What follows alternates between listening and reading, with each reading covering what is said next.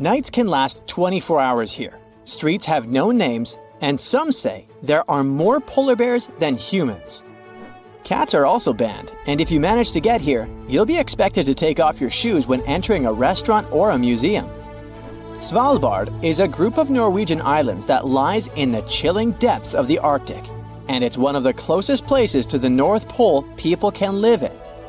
Visiting needs a lot of planning in advance. You'll need a visa, clothes for extremely cold weather, and an experienced local expert to guide through the wilderness. Why no cats? Because they're considered an invasive species that can damage delicate wildlife, especially the birds, which have no idea how to fend for themselves against furry felines. There are no names for streets, only numbers. This was the custom way back when the region was filled with miners, and they wanted to keep things simple. You might see slippers being offered when you enter an establishment for people who want to take off their shoes. This is also based on an old practice when locals took off their dirty outdoor shoes to avoid making a mess inside. These islands are also home to the impenetrable global seed vault. The construction needs to be kept in pristine conditions, since it's home to around 1 million plant seed samples in case something bad ever happens to our planet and we need to rebuild our natural habitat. The plant vault was constructed deep within a mountain and over 400 feet above sea level. It's also built to withstand very strong earthquakes. There are no visitors allowed inside, but some guided tours take people very close to its gates. Once you reach this island in the South Pacific, you can claim a piece of land and start building your dream home. It's called Pitcairn, and last they checked, it hosted less than 50 permanent residents. The weather stays tropical all year round, and the landscape is breathtaking, but it's a pain getting there. Say you're departing from Los Angeles. You'll first need to take a flight to Tahiti. Then, board another flight to the island of Managriva, which only departs once a week. Here you'll reach the closest airport to Pitcairn, which is still 330 miles away from the shore. The rest of the adventure needs to be completed by boat, but it will take you more than 30 hours. That's only if you're lucky enough to embark in the first place, since the boat journeys to the island with supplies a mere once every 3 months. There's not a lot of things to do for such long travel times. Only 4 families live on the island, and there's a single cafe and 1 art gallery. You might be able to book a stay in a former prison, though. Locals first figured out they needed a prison in 2004, but it soon became unused. So now it also doubles as a hostel. Underneath the Bank of England, there's its mysterious gold vault, a fortress that's notoriously hard to explore. For good reason. It's said to house around 400,000 gold bars, valued at around $250 billion. There are many layers of defense on this place. Complex tech surveillance, heavy doors weighing over 3 tons, guards that are on alert 24/7, and the very few people authorized to reach past the gates use things like voice recognition to unlock. The official story back in the 1800s was that the bank had such a good defense that it could never be robbed. There is a rumor, though, that bank officials started getting anonymous letters claiming someone managed to pierce its walls. They shrugged it off until they met face to face with the culprit, a sneaky sewage worker. He slid out from under the floor of the vault, claiming he'd made his way in after discovering an old drain during repairs. An honest man, the sewage worker never touched a dime. To his surprise, he wasn't punished for breaking in. Legend has it he was rewarded with the equivalent of around $100,000 for discovering the security breach. This perky building is called the Thridarangar Lighthouse, and it can be found in chilly Iceland.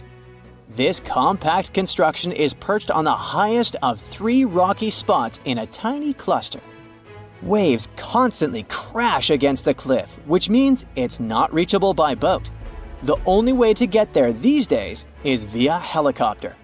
It's not open for tourists, but there are many nearby helicopter-guided tours that explore its surroundings. Constructing this sturdy building back in 1939 was tremendously complicated. The builders had to manually lay the foundation and climb nearby cliffs to hit the pinnacle. The tough weather with its freezing rain and rough winds made it even more difficult. Those slippery rocks also posed a risk. A slip, and builders would end directly in the chilly North Atlantic. The construction crew also had to use their mountaineering skills. Finishing the lighthouse meant they had to improvise with a human pyramid. One person on its knees, another on top, and a third on top of them. Point Nemo translates to the point with no man. It's the location in the ocean that's furthest away from any piece of land, over 1,600 miles away. It's a sad zone when it comes to wildlife too. This area in the South Pacific Ocean is vast, about 34 times the size of France. But marine life can't thrive here because of the lazy ocean currents. They can't bring enough nutrients for bigger sea creatures to survive. Scientists were only able to see some bacteria and small crabs in those volcanic vents at the seafloor. Point Nemo was first pinpointed in 1992, but it hasn't been explored much since. Sailors aren't even the closest people to Point Nemo. They're the astronauts that cruise above it in the International Space Station. Because it's mostly barren, astronauts have often used it in their exploration projects. When spacecrafts are ready to retire, this is where they're laid to rest. It's the best place to avoid land damage by having devices plunge into the Pacific. Over the years, Point Nemo's become a resting place for all sorts of space machines, over 250 of them.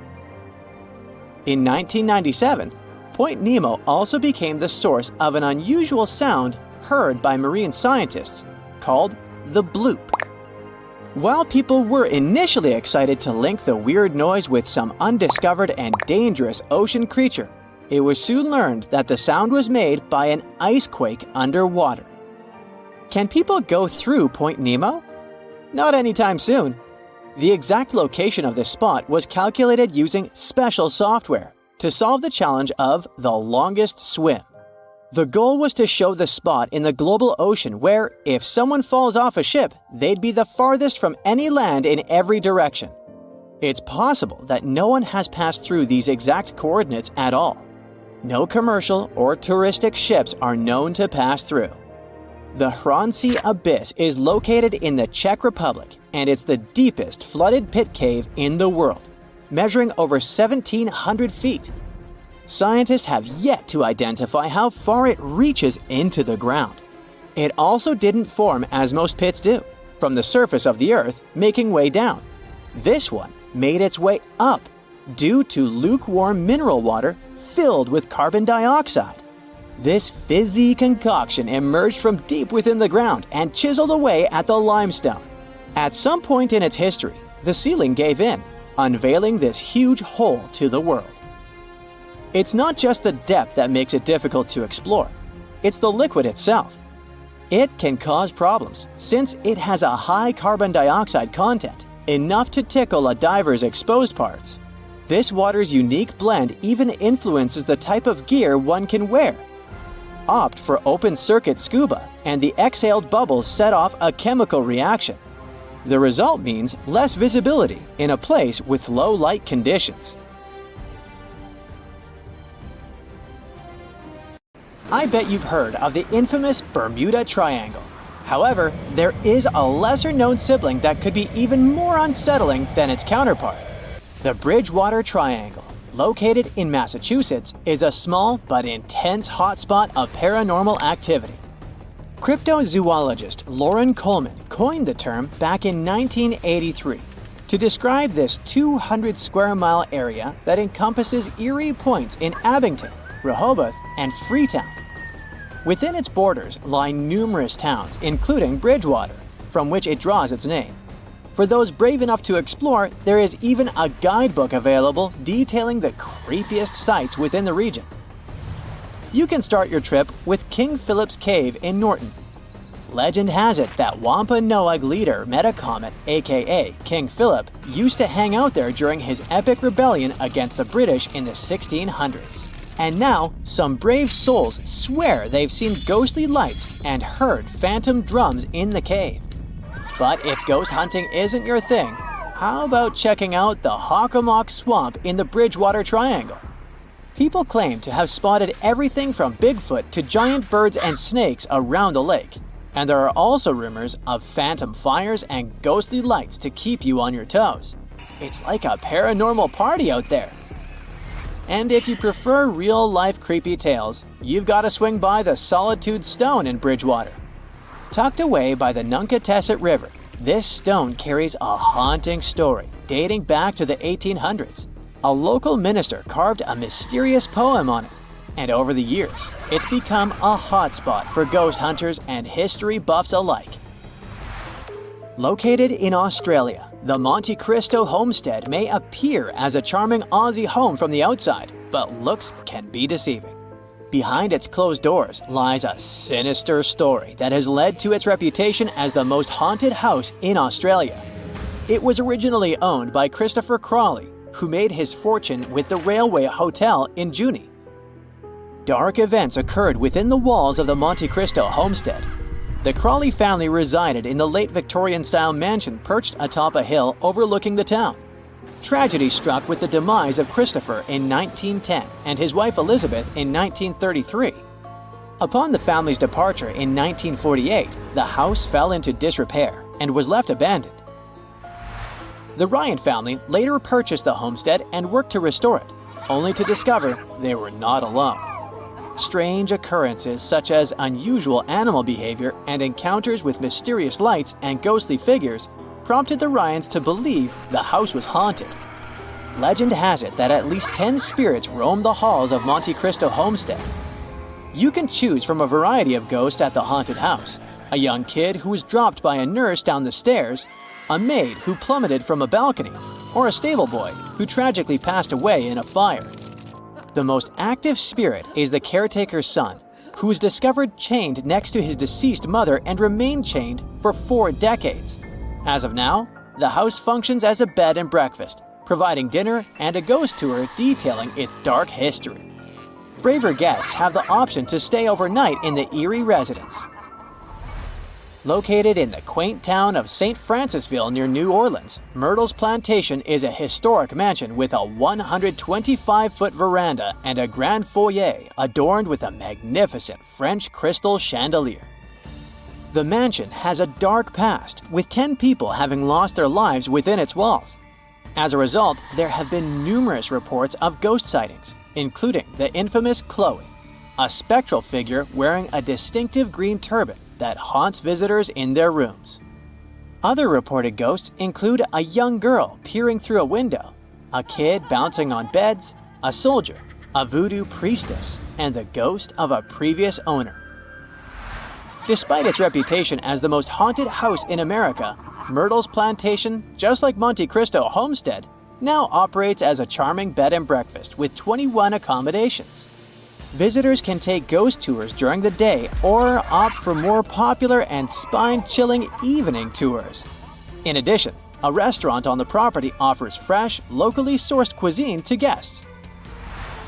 Originally built in 1824, the Italian-style horseshoe-shaped opera house in San Juan, Puerto Rico has been a prominent fixture in the city's cultural landscape for over a century. Despite rumors of paranormal occurrences, Teatro Tapia is a must-see due to its distinctive architectural beauty. According to local legend, the theater is haunted by 2 ghostly figures. One is a woman in a red dress who appears in box 105 before disappearing, while the other is an actress who tragically fell on stage in the 1800s and is said to perform for invisible audiences before vanishing. They say her ghost wanders through the theater, occasionally singing on stage and causing doors to slam shut backstage. Although these ghostly tales cannot be confirmed, the theater's 200-year history leaves room for speculation. The Castle of Good Hope is the oldest building in South Africa, built between 1666 and 1679 by soldiers, sailors, and whatnot. The main purpose was to protect people living there. But apparently, it turns out to be a place that scares each and every person who visits it. You may say it's all just vivid imagination and there's nothing paranormal about this place, but here's the deal. Many people claim they heard voices and steps in the dungeon. Plus, the bell in the bell tower is said to ring sometimes. But it's not really possible for the bell to ring as the tower was bricked some centuries ago. There's a legend, though, that explains the eerie ringing. They say a soldier settled scores with life there, and it must be his ghost ringing. But wait, it gets even spookier. There's a ghostly black dog that likes to scare people, a tall glowing man who jumps off walls, and even a lady from the 18th century who still plays host to important guests. Today, the castle is a military museum and a spot for traditional ceremonies. The place is full of untold secrets waiting to be uncovered. Known as the Giant of Loire Valley, this French castle is seriously impressive. It has 7 floors, 204 rooms, loads of portrait galleries, and even its own opera house that fits 200 people. Originally built as a fortress back in the 11th century, it even got royal visits. But here's where things get really interesting. Apparently, the place is haunted by the Green Lady, aka La Dame Verte. She's said to be the love child of King Charles VII, and her story ended tragically in the 15th century when her husband did her in for cheating. People claim they've seen her ghostly figure in the chapel tower, decked out in her signature green dress with creepy, hollow eyes and a missing nose. Some even say they've heard her wailing throughout the castle. Now, this castle has been turned into a swanky hotel that throws cool events like markets. But if you're brave enough to spend a night there, the rooms there are lush. Step inside the ancient Ram Inn, a place where darkness lurks around every corner, and the spirits of the past never truly rest. Whispers echo through the halls, accompanied by the sound of distant footsteps and the unexplained feeling of icy fingers brushing against your skin. Shadows dance in the flickering candlelight, casting eerie shapes on the ancient walls, adorned with sinister symbols of a forgotten time. As you venture deeper into the inn, the temperature drops dramatically, sending a chill down your spine that no amount of layers can warm. The ghostly apparitions that roam the corridors are said to be lost souls seeking revenge, or simply unable to move on to the next realm. In the bishop's room, the most haunted of them all, the oppressive energy is suffocating, as if the very walls are closing in on you. But despite the overwhelming sense of fear and dread that permeates the inn, there are those who are drawn to its darkness like moths to a flame. They seek out the thrill of encountering the unknown and the rush of feeling the presence of the supernatural up close and personal. Rikat structure is a giant formation in the Sahara that looks exactly like a giant bullseye. It's so wide that you can see it from space. Even the CIA got interested in it. In 1965, they planned a flyover looking for geomagnetic anomalies. The findings are still classified. Perhaps the theories are true, and this place is truly the lost city of Atlantis. Now, Atlantis supposedly sank beneath the waves, but recent discoveries are pointing us in a different direction. This is an ancient story that goes far back in time, and Plato was the first to mention it. The place had loads of greenery and a curious structure: 3 concentric circles of land surrounding 2 circles of water. 2 key quotes from Plato's writing suggest that Atlantis might not have been a typical island in the middle of the ocean. Plus, Atlantis had a major influence from Africa and Europe, challenging the idea of it being in the Atlantic. It turns out that the Eye of the Sahara and Atlantis look alike. When astronauts saw the Eye of Sahara from above, they initially suspected a meteorite impact crater, but the rings of the structure matched the layout described of Atlantis. More importantly, the Sahara wasn't always a desert. It turned from a tropical region into a desert around 11,000 years ago. Researchers found evidence of a massive river called the Tamaracet that could have sustained a community. This river flowed toward the Rikat structure, aligning with Plato's description. The Trans-Saharan Seaway ran through the Sahara 50 to 100 million years ago. The sea allegedly destroyed Atlantis around 11,500 years ago, likely due to a rapid rise in sea level caused by the end of the Ice Age. NASA's worldview imagery shows patterns consistent with this theory. Those concentric rings might be a key to unlocking the secrets of our planet's evolution over millions of years. They're shaped by erosion on resilient rock layers, creating a spooky pattern of ridges and troughs. The central peak stands proud at 1,300 feet. The central part has undergone a significant erosion makeover, revealing a circular structure with a raised peak. Unlike impact craters, the Eye of the Sahara flaunts a striking balance and symmetry. Some say it results from rock uplift, sculpted by wind and water.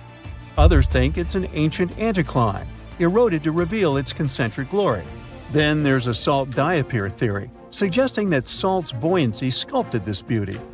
Dating techniques have proved that it formed 541 to 252 million years ago, give or take a million or two. Ancient tools are scattered around the outer rings of the structure near riverbeds. Some older stone tools have also been spotted in the same areas. And still, even though some spear points from the Neolithic period have been found, there aren't many signs that people were living there back then. The area seems to have been used for short-term activities like hunting and making tools. There are other unearthly mysteries that haunt our world. One such enigma is in Norway, the ominous Hessdalen light phenomenon, also known as the Valley of Lights, leaves scientists confused. This valley is 10 miles wide. It's quite isolated, but a peculiar blue box sits high on the hillside, equipped with cameras scanning the valley. The unsettling saga began in the 1980s, when the night sky over Hessdalen erupted with burning fireballs, a recurring spectacle that sent shivers down the spines of those who witnessed it. This wasn't a fleeting occurrence, rather it became a regular thing. Terrified locals reported encounters with these unexplained luminous phenomena, some of which happened near their homes.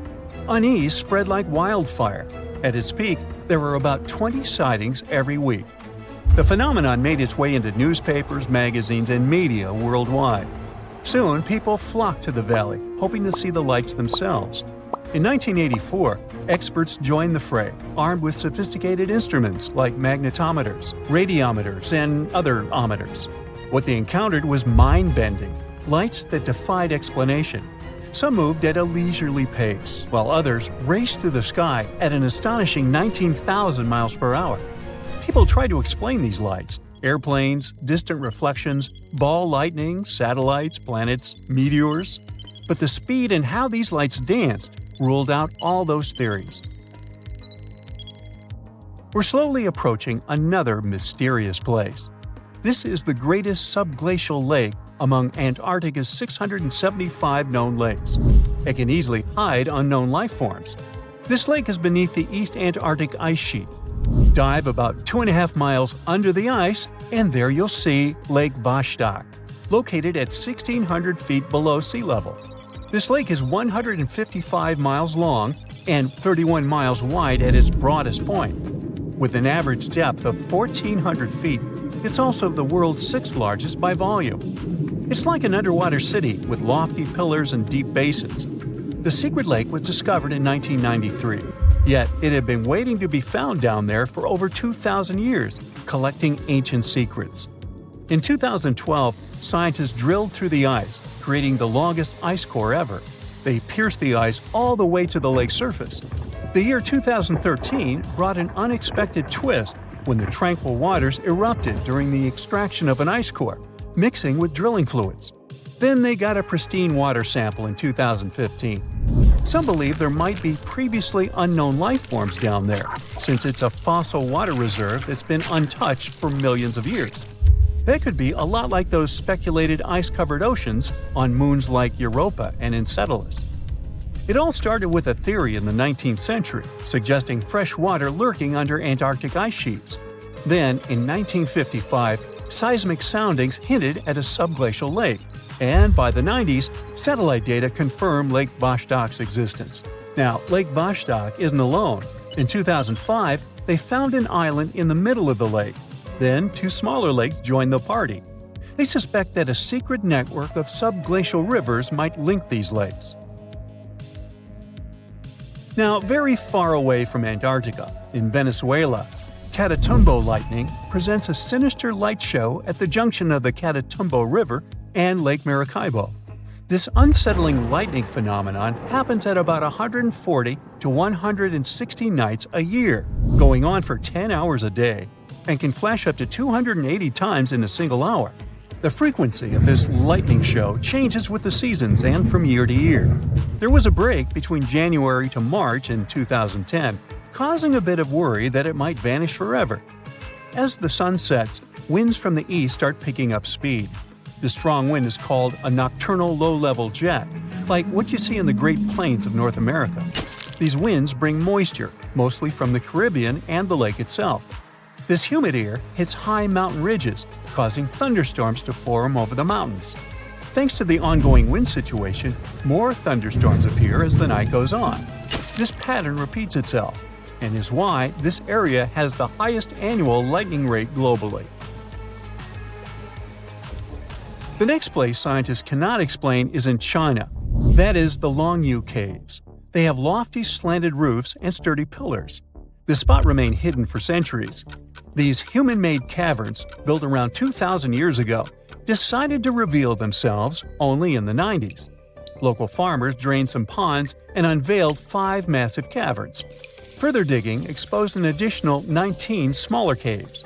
They range from 60 to 110 feet in width and 26 to 50 feet in height. Archaeologists found historical relics from the reign of Emperor Zhuan of Han, dating back to over 2,000 years ago. Now, how did these caves survive for more than 2 millennia without falling apart? No ancient records explain the way they were crafted either. The walls show chisel marks, hinting at some layer-by-layer chiseling action, but the exact construction process is still a head-scratcher. We've all heard of the Sahara. Sure you have. It's the largest hot desert on the planet. A sea of sand covering an area larger than the contiguous United States. But have you ever wondered what lies beneath the sand dunes? To answer this question, we must travel deep into the past of our blue planet. Up until some 6,000 years ago, the Sahara was grassland. Humans were around at this time, not me, spreading agriculture around the planet. In the north of Africa, the color green dominated.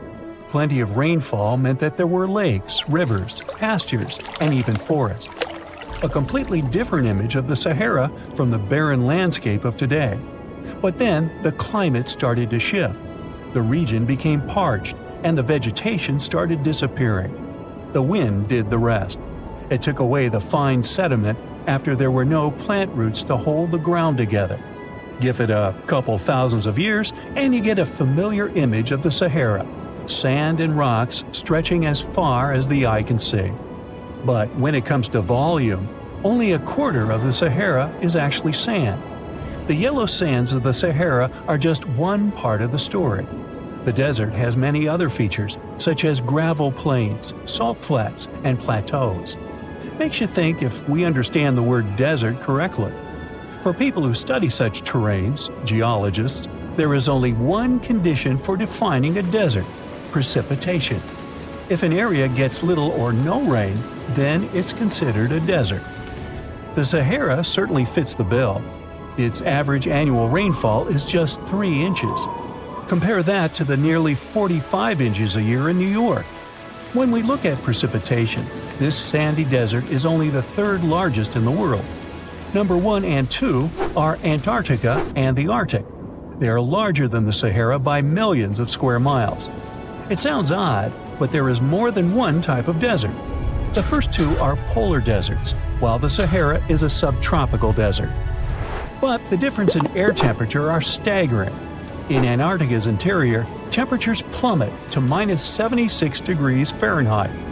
Compare that to the highest temperature on record in the Sahara of 136 degrees Fahrenheit.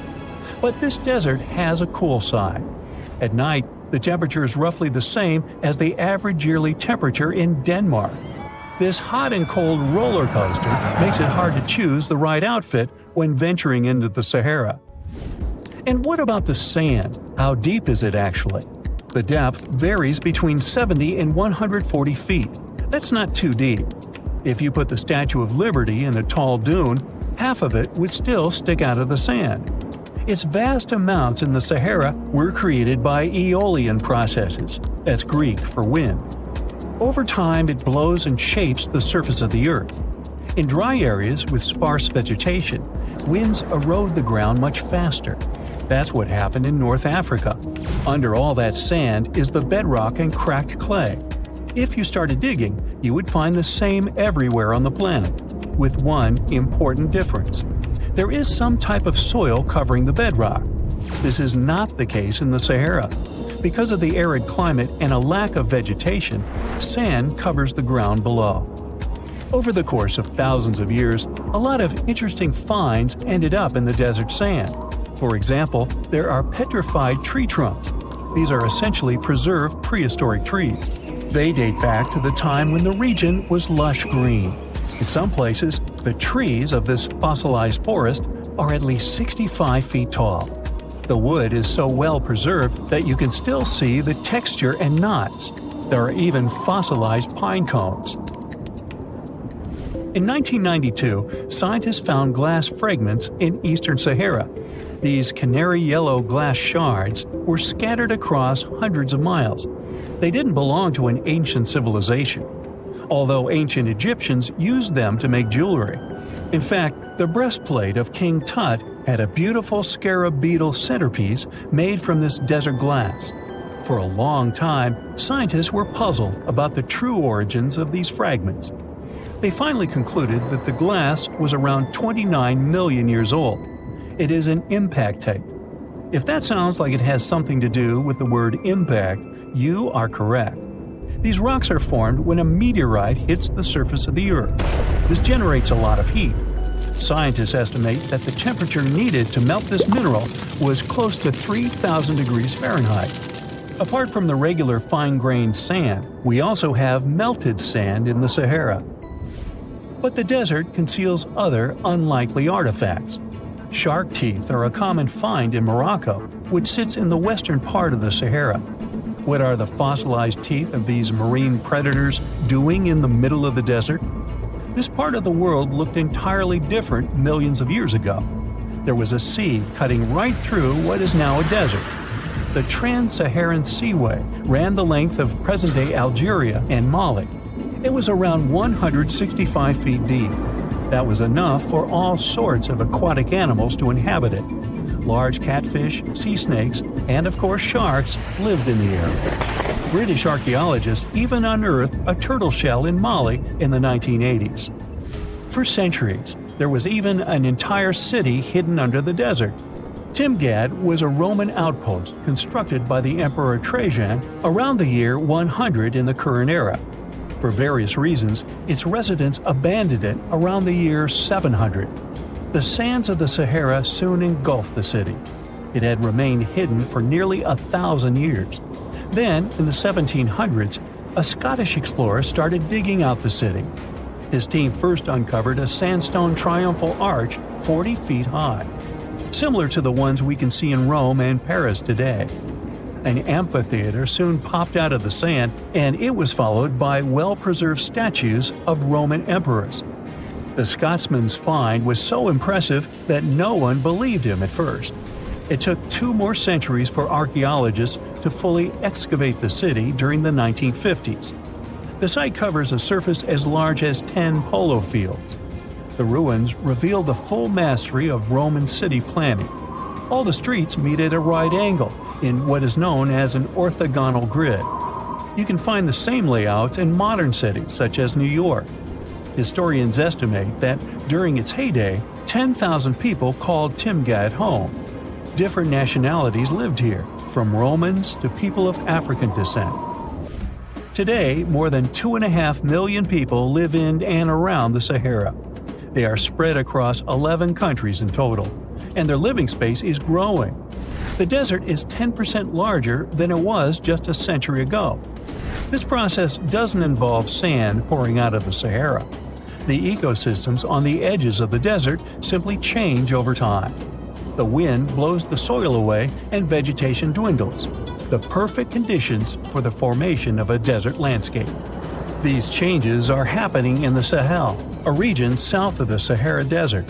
That's why the African countries have recently come together for a project called the Great Green Wall.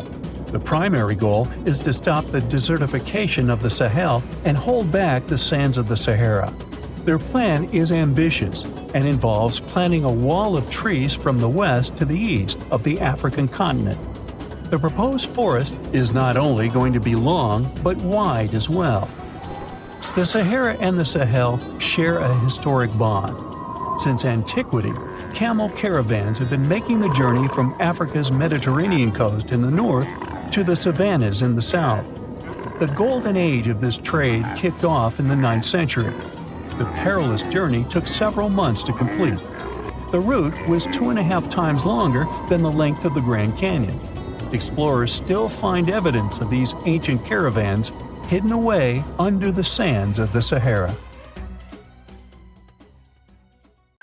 If you walk through this small stone doorway in Hierapolis, Turkey, you might never come back alive. Back in ancient times, people thought it was some sort of portal to the underworld. Romans would go in carrying perfectly healthy bulls, but after a few minutes, they would watch these animals collapse as if hit by some mysterious force. But what's even weirder is that nothing happened to people. They could walk in and out just fine. Now, recent studies might have an answer for these eerie happenings, and it all has to do with people's heights. The gate, known as Plutonium, named after Pluto, the deity of the underworld, is a stone doorway leading to a small 32-square-foot cave. But the real danger is what is going on beneath it. Hierapolis is a super active geological area, and there's a big crack under the city that constantly emits volcanic carbon dioxide, which comes up as a visible mist. During the day, the sun dissipates the gas. At night, the gas forms some kind of a carbon dioxide lake on the sheltered arena floor. At dawn, you need to get out of there before it's too late. This whole place can turn particularly life-threatening right before the sun rises, when the carbon dioxide concentration, about 15 inches above the arena floor, reaches 35%. That means birds, bulls, and even humans can suffocate and pass away in just a couple of minutes. But there is a scientific reason that explains how Romans could get out of there unharmed. The carbon dioxide concentration drops quickly with height. So animals perished while their handlers, being taller and standing up, could walk out and breathe safely. Most people can't stay inside the Bhangarh Fort after sunset. This 16th century fort, located about 146 miles from Delhi, is known as one of the most haunted places in India. During the day, the area is bustling with visitors who can walk through the main gate of this once grand fort city and check out the ruins of temples and palaces. But they will also see this big sign at the gate that dramatically warns everybody that all access is strictly forbidden after dark. That's probably because at night, according to locals, women can be heard screaming and crying in that place, along with the sounds of bangles breaking and strange music. Others have reported seeing shadowy figures and flashing lights among the ruins, or even smelling a strange perfume floating around. Yawata no Yabushirasu is one of Japan's most restricted forests, located in Ichikawa. The forest itself is a small area, covering just a little more than 40 square yards, and it is mostly a thick patch of mosu bamboo. Its location next to a parking lot and modern buildings makes it seem less intimidating, but don't be mistaken by its appearance. Since at least the 19th century, people have said that anyone who enters this forest is bound to disappear and never be seen again. So, as soon as you arrive, a sign near the forest tells you about its history and the curse believed to be linked to it. Some rumors suggest the creepy presence of an ancient samurai lord walking around. Other legends say that the forest hides a bottomless pit filled with poisonous gas. Whether these stories are true or not, today, the area is enclosed by stone walls, and entry is still strictly prohibited. In a valley called the Dark Entry Forest in Connecticut, you will find Dudleytown, but you definitely shouldn't go inside. Not only has the land been private property since the 1920s, but it is also known as one of the spookiest places on Earth. This place was first settled in the early 1740s, and many of the original settlers were from the Dudley family. That's why it's called Dudleytown. There's a local rumor that the town's founders were descended from Edmund Dudley, an English nobleman who lost his life for treason. The legend says this curse followed the Dudley family all the way across the Atlantic to America, and their misfortune is said to be responsible for crop failures, mental problems, and several tragic incidents in the village. Again, it is all just rumors, since historians haven't found any real evidence to support these claims. Still, the pitch-black surroundings and the eerie Blair Witch Project vibe going on in that place fueled ghost stories in the 1980s. This led to many cases of vandalism in the following decade, and because of that, the landowners closed the area to the public. This old abandoned building used to be the fancy palace of King Farouk's family, who was the penultimate king of Egypt back in 1936. After his family members passed away, the palace was turned into a morgue. Locals say that today, the whole place is super creepy and off-limits. Some people have reported seeing light bulbs flicker and shadows move around, making strange noises. Once, a group of kids allegedly went inside and totally freaked out when they found all the doors had suddenly disappeared, leaving them in complete darkness. They had no choice but to start screaming for help. This Hawaiian island has been off-limits to people for over a century. It's called Ni'iau and is the smallest inhabited island in Hawaii, covering around 69.5 square miles. It has around 84 residents. The island doesn't have cell phone service, paved roads, or power lines, just solar panels for electricity. A single family has privately owned the island since 1864, when a Scottish farmer bought it for $10,000, which would be around $250,000 today. The island has stayed in the family, passing down to its descendants, the Robinsons. They have kept it private ever since, so access is highly restricted and basically by invitation only. The Erdstall tunnels are a network of about 2,000 mysterious underground passageways mainly found in Central Europe, especially in Austria and Bavaria. These tunnels are usually narrow and cramped, often just wide enough for one person to squeeze through at a time, and they are believed to date back to the Middle Ages, as far back as the 12th century. What's really puzzling about these tunnels is their purpose. Despite a lot of research, nobody really knows why they were built. There is a theory that they were used for storage, but since many of them are below the water line and occasionally get filled with water, that doesn't seem very practical. These tunnels have very light, almost claustrophobic sections and sudden drops, which doesn't seem practical for other straightforward uses like escape routes, hiding places, or even spiritual purposes. To make things even more mysterious, there is a complete lack of artifacts, which makes it even harder for researchers to figure out what these tunnels were really for. Since 2019, adventurous people can get arrested if they try to climb this rock. Uluru, also known as Ayers Rock, has been off-limits because it is now considered a sacred site for local communities. But the fact that it is also extremely dangerous probably played a big role in the decision to close it off to visitors. This rock is 1,142 feet high, which is about the height of an 80-story building.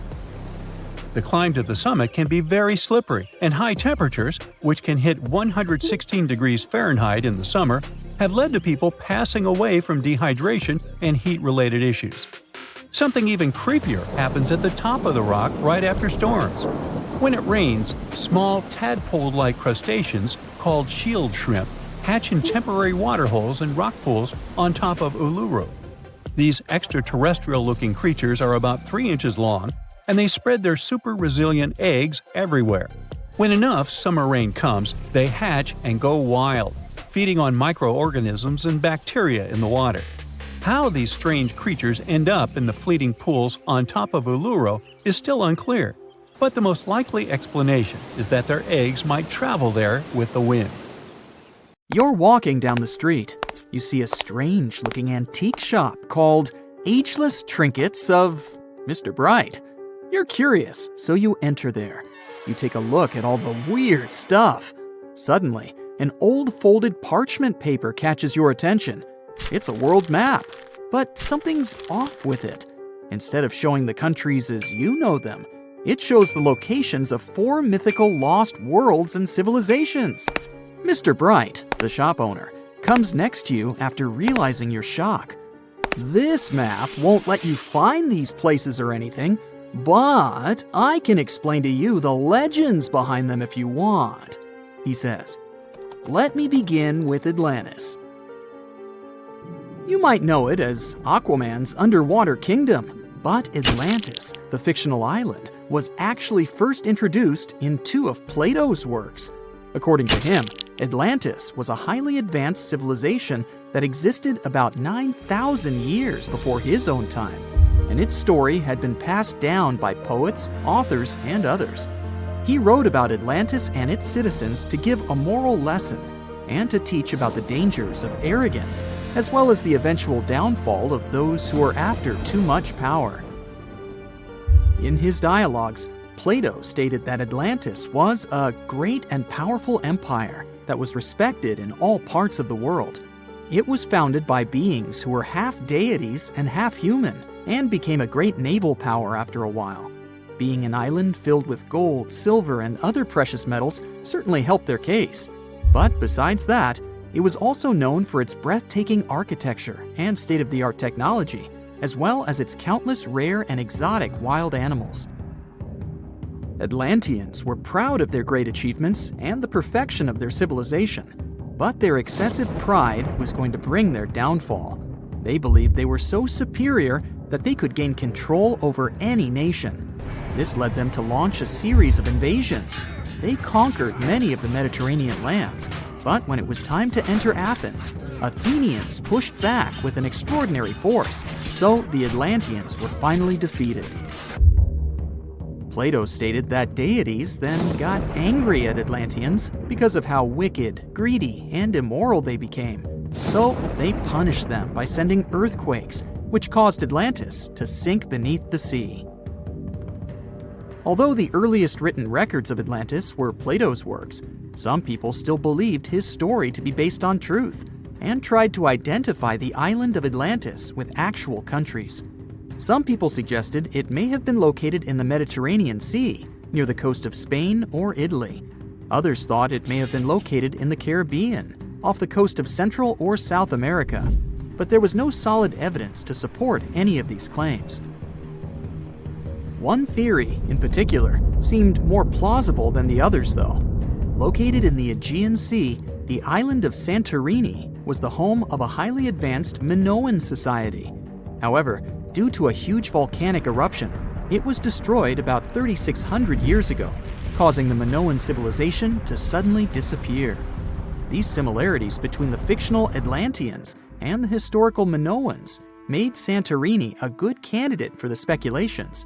Yet again, there were still major flaws with it, such as how the time when Plato said Atlantis was destroyed doesn't coincide with the time of Santorini's eruption. So Atlantis still continues to be regarded as nothing more than a popular legend in the scientific world.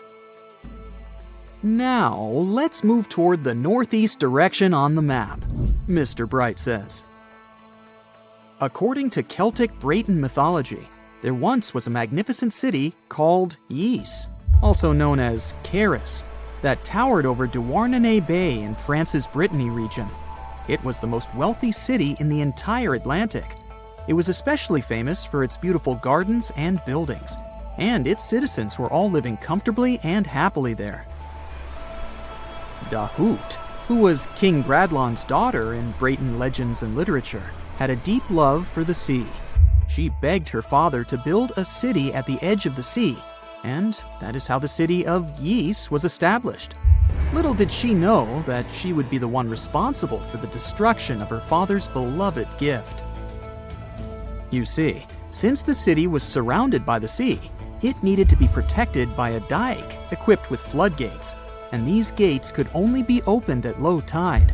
And the only one who had the keys to these gates was the king himself. One day, a handsome red knight arrived at the city, but couldn't pass the gates. Dahut was so taken by him that she wanted to let him in. She knew that her father was the keeper of the only key to the city, so she sneaked into his room and stole it from him. Then she gave it to the Red Knight so that he could enter the city and they could be together. However, The Red Knight turned out to be the Prince of Darkness, and he intentionally left the gate open to the raging sea. The waves soon swallowed all of Ys. King Gradlon was able to escape on his magical horse, but Dahut couldn't. She turned into an evil mermaid who lured sailors into the sea. Today, if you go to Quimper, a city in Brittany, northwest France, you can find the statue of King Gradlon riding on his horse. Although the city of Ys is a legend, Brittany coast locals believe that on the days when the waters are calm, you can still hear the tolls of the city bells deep under the sea, if you listen carefully.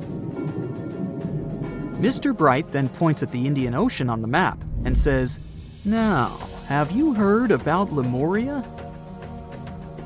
Back in the mid-1800s, a few scientists suggested that there was once a continent that existed in the Indian Ocean, somewhere close to the south of modern-day Sri Lanka. The first one to popularize this theory was the British lawyer and zoologist Philip Lutley Sclater. In his paper, The Mammals of Madagascar, he stated that he found lemur fossils in India, and not in Africa. However, this discovery was extremely shocking to him because of the fact that lemurs' original homeland, Madagascar, is much closer to Africa. He proposed that this was possible only if some larger continent connected the two once. He stated that this continent must have eventually sunk to the ocean floor. He then named it Lemuria, and hence the theory was born. People who came after Sclater took his theory a step further and thought that Lemuria was also the home of an extinct race of humans called Lemurians, who had 4 arms and enormous bodies, and were also the ancestors of modern-day humans, as well as lemurs.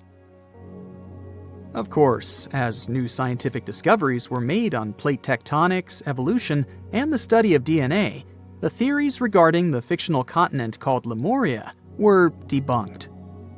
The last fictional land on the map is Agartha, Mr. Bright says. Taking its roots from Eastern mysticism, one legend says there's a kingdom called Agartha that is located deep beneath the surface of the earth. It's where all 4 corners of the world are connected by paths and tunnels. It is said that there's a secret entrance into Agartha hidden in the Gobi Desert, and it's built by Agarthans themselves using advanced technology that can't be detected by us, the surface folks. According to some beliefs, Agartha exists to counterbalance the energies of those who live above the surface. While we live in a state of rush and heightened emotions, this world beneath us is the total opposite. Some even say that those who escaped Atlantis fled here to continue their lives inside the Earth's core. And yet, others think it's actually a land that's crawling with all kinds of monsters. But there's no need to be scared, since modern science proved Earth's core is not actually hollow and is a solid hot iron ball. So you can cancel your journey plans to the center of the Earth if you've made any. Thanks, Mr. Bright. Now, let's assume that another species, whether humanoid or dolphin-like, could have existed millions of years ago. How do we find their traces? There was a Doctor Who episode about a non-human industrial civilization on Earth that existed long before us. These reptiles, called Silurians, were forced deep underground by a catastrophic rise of temperatures on Earth, and there they thrived for centuries. That inspired scientists to create the so-called Silurian hypothesis. If there was an advanced civilization before us, we should find their traces somewhere. Well, let's try. Climatologist Gavin Schmidt and astrophysicist Adam Frank decided to dive into this themselves. Like us, any technologically advanced civilization would be hungry for energy. So they looked for global effects that would leave a widespread mark. For example, hints of large-scale industrial processes, like plants and factories, and their leftovers. Then comes the question of how long these civilizations would last. If they existed for a long time, we should look for long-lasting signs, like residues from burning fossil fuels, mass extinctions, synthetic chemicals not found in nature, and even traces of nuclear fission. Basically, we should search for the same kinds of things that humans are currently leaving behind as evidence of our activities. Unfortunately, this evidence isn't that easy to find. Let's imagine an unsettling scenario if humanity suddenly disappeared. Even though it seems like we've left a lot of changes on our planet, the future civilization millions of years from now would struggle to find any remnants of our existence. Why? Well, our planet has existed for 4.5 billion years. Complex life on Earth has existed for more than 400 million years. Compared to that, our industrial period only lasted around 300 years, and we haven't left any significant traces. Our record of Earth's history is full of gaps, especially the further back you look. The fossil record captures only some things, being very selective and incomplete. On average, one fossil emerges every 10,000 years, and dinosaur footprints are even rarer. Mountains rise, oceans change, and plate tectonics can easily wipe out evidence of entire civilizations. After a couple of million years, chances are any physical signs of a civilization would disappear. In order to find at least something, we have to look for things like odd sediment patterns or unusual isotopic ratios. Also, fossils mostly form in water, leaving us in the dark about creatures on land or in the jungles. So even if there was a technologically advanced society millions of years in the past, and even if they were far more advanced than us, we might struggle to find any clues of its existence. Frank and Schmidt try to understand how we could ever hope to spot signs of them. Discovering actual cities would be the ultimate proof of a Silurian-style civilization on Earth. But Adam Frank isn't too optimistic. Even now, our cities cover less than 3% of the surface, making it easy to miss ancient city ruins. Whether a city survives over tens of millions of years depends on whether the land around it is sinking, getting locked into a rock, or rising, getting worn away by rain and wind. So, places like the French Quarter in New Orleans might have a better shot of making it into the geologic record than, say, Haight-Ashbury in San Francisco. When it comes to finding artifacts, the odds are pretty slim as well. No prehistoric iPhone would survive millions of years, fancy glass or not. Finding their fossilized remnants might be a bit more promising, but it's still tricky. Considering modern humans have only been around for about 100,000 years, it's quite possible that we might overlook any traces of an earlier advanced species. There is one thing, though. We could stumble upon their traces in rocks. Our current chaotic era might leave a distinct mark on the Earth's geological history, especially since we're basically experiencing PTM 2.0. I'll get to that in a moment. So they try to look at the changes in the carbon cycle. Humans have been releasing a lot of fossil carbon since the 18th century. This leaves a special mark in the carbon isotope ratio, like a signature that shows the difference between carbon in living things, such as seashells, and carbon in lifeless volcanic rock. Scientists also look for signs in the way sediments are arranged. Large coastal deltas might mean that there were bigger rivers made by folks in this hypothetical civilization. Traces of nitrogen could suggest big-scale farming, where they used a lot of fertilizer. Spikes in metal levels in the sediment could mean runoff from heavy industries. Of course, a single find like that wouldn't tell us anything. Schmidt says the key is to look for multiple signs together. Without clear artifacts, the uniqueness of an event might show in various clues rather than a set of changes linked to a single cause. On a quest for Silurian-style clues, scientists even decided to check the Moon. Some astronomers find it surprising that no one has looked into this before. They even joked about the possibility of dinosaurs building rockets and leaving traces on the Moon or other celestial bodies. These astronomers think that Earth-like planets tend to erase signs of civilizations on their surfaces. So they're exploring the wild notion that these beings might have been space travelers.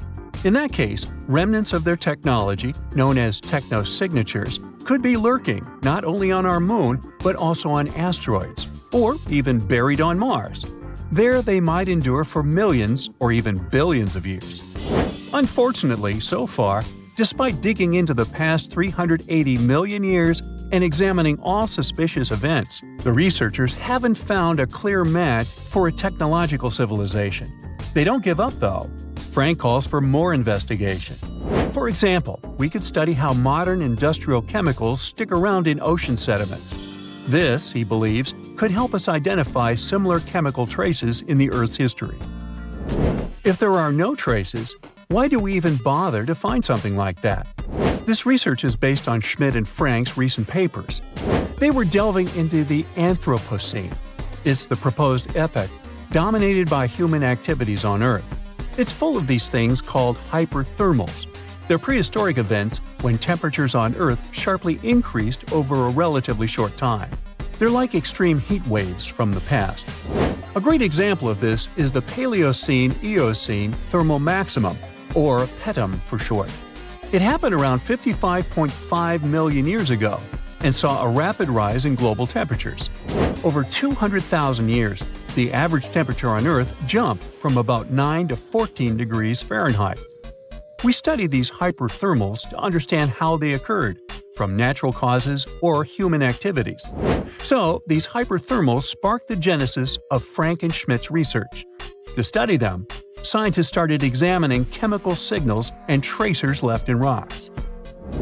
When doing that, Schmidt and Frank uncovered some eerie parallels between all the climate issues we have today and past periods of rapid temperature shifts. There's a close similarity between the PETM and other hyperthermal events. So all this work isn't just about solving a historical mystery. Understanding our impact on the environment can guide us to finding better ways to live in harmony with the planet and avoid becoming a forgotten species in the future. Our Milky Way is filled with lots of planets that could be just right for life, but we don't know if there are other civilizations out there. Earth is the only place we know of with living beings. About 200 years ago, people wondered if there might be civilizations on Mars. Back then, it was a real question. But once we got pictures from space probes, we decided there wasn't any evidence for it, and that idea got stuck in our minds. Now, it's not even considered a valid topic for serious science. It's seen as kind of silly. But no one has set clear limits on what could have happened on our own planet a really long time ago. So, even if there is no proof, we shouldn't throw away the possibility. Don't forget, it took humanity a while to recognize dinosaurs. Maybe Silurians are just patiently waiting for their time. Antarctica. It was once a green land full of dinosaurs, but now it's a frozen continent bigger than that of the US that doesn't belong to anyone. It isn't hard to find. Wherever you go, just go south until you get to the big icy thing at the south pole of our planet. It lies within the Antarctic Circle, and it's the largest single mass of ice on Earth. The continent is bigger than the US and even bigger than all of Europe. And still, Antarctica was officially discovered recently. Scientists hadn't known of its existence until 1820. After the discovery, it took another 2 decades to confirm it was a whole new continent, and a few more decades after that to decide on a name. In Antarctica, anti means the opposite. So Antarctica literally means the opposite of the Arctic. Now, even before scientists discovered the land, ancient Greeks already theorized that there must be a southern continent to balance out the Arctic in the north. Also, some scientists who studied Polynesian artwork and oral history believe that Polynesians found the continent over a millennia before the Europeans did. Anyways, today we all know of this icy land at the South Pole. Because of its location, there are just 2 seasons there, summer and winter, and both last 6 months. In summer, it's a bit warmer, and the continent exists in pure daylight. And in winter, it's dark all day long. 98% of Antarctica is ice. This continent alone stores 60% of the planet's fresh water. And yet, despite all those water reserves, Antarctica is the biggest desert in the world. By definition, a desert is an area with sparse vegetation and little snow or rain. Notice that plenty of sand isn't a necessary condition here, even though the continent does have some sand and even sand dunes. It also gets a lot of wind. Antarctica is the windiest continent on Earth, and wind speeds can reach 200 miles per hour. That's even faster than hurricane winds. The little snow the land gets never melts. It just builds up over time, for centuries and millennia. So there's a thick ice layer there. This makes Antarctica full of hidden secrets. There's a whole new world underneath its ice. For example, there are a lot of mountains on the continent that are like 9,000 feet tall. It's taller than 3 Burj Khalifas stacked on top of each other, if we must. And that's currently the tallest skyscraper in the world. But we don't see all those mountains because they're all hidden under the ice sheet that's almost 16,000 feet thick. There's also a lake down there, beneath over 11,000 feet of snow. The lake is called Lake Vostok, named after Vostok Research Station, under which it's located. Originally, it was just a hypothesis. Over a century ago, a scientist suggested that the huge pressure created by tons of ice could decrease the melting point of ice in the lowest layers of the ice sheet, creating liquid water, which could form a lake. He didn't prove his ideas in his lifetime, but others continued his work and confirmed that this theory was true. There's also a canyon in Antarctica, hidden underneath huge masses of snow too. It's deeper than the Grand Canyon we have in Arizona. There is a mountain range that divides the continent into 2 parts, East Antarctica and West Antarctica. The western part of the continent is experiencing higher temperatures and is starting to melt.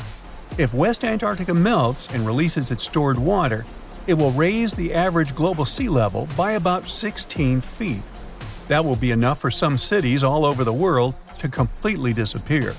Perhaps the first to turn into a water world will be Thailand's capital Bangkok, which is just 5 feet above sea level. Then it will be Amsterdam in the Netherlands, followed by Ho Chi Minh City in Vietnam, Cardiff in the UK, and New Orleans in the US. People do a lot of work in Antarctica now, residing there for many months at a time to study this mystery of a continent. Over the years, even a few children were born there. But it's not a country, and the land doesn't belong to anyone.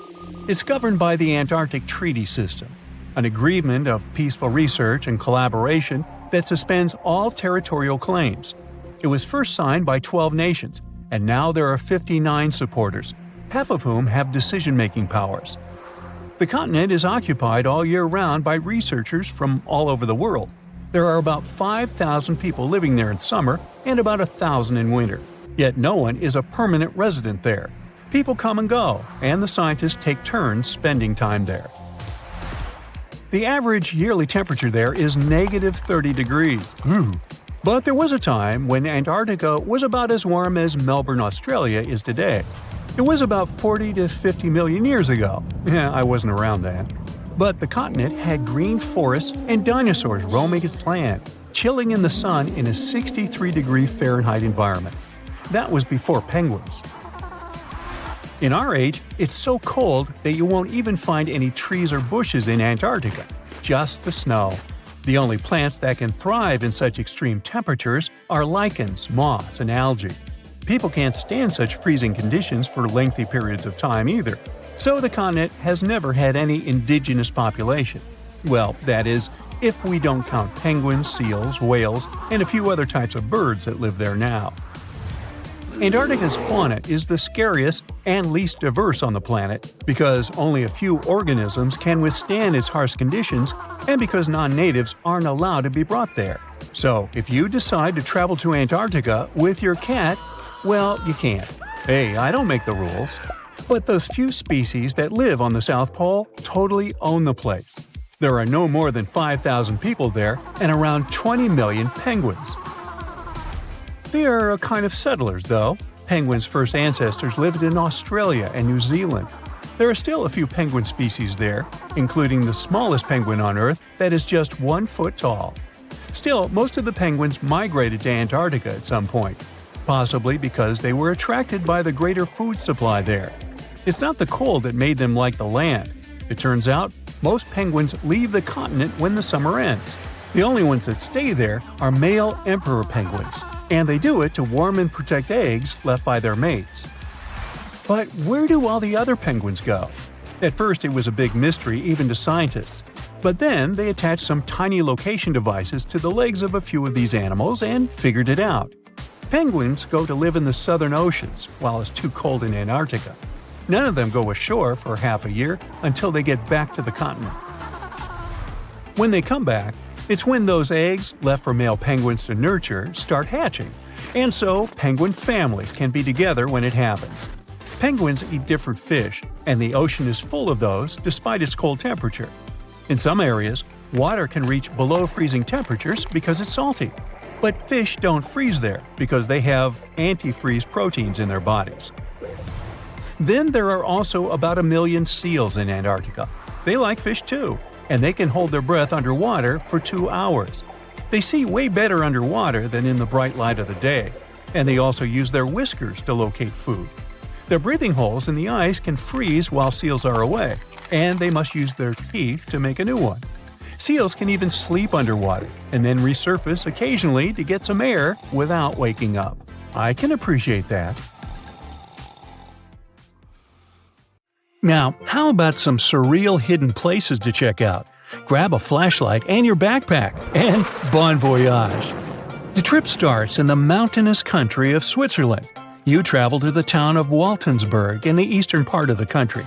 It's raining and it's very cold, but you still make your way to the bottom part of a mountain, where your first adventure awaits. After climbing up high in the mountains, you see a strangely shaped castle. To get there, you must walk up an extremely narrow pathway. Don't look down, you think to yourself. You tighten the straps of your backpack and manage to walk along the pass.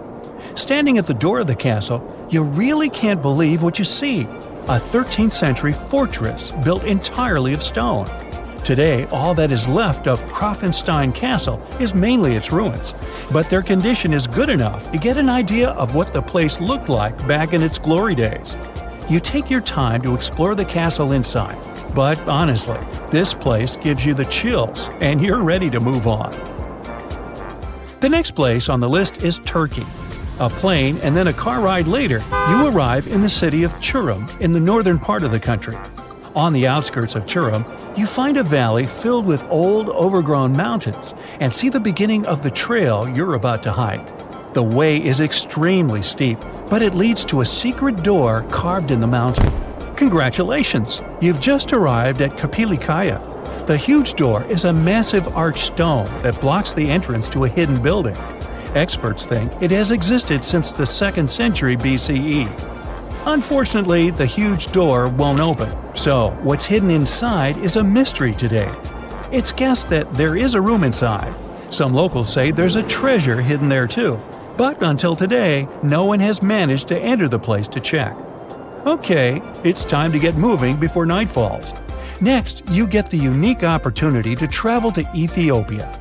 Wandering around the city of Lalibela, you stumble upon a huge pit carved in the ground.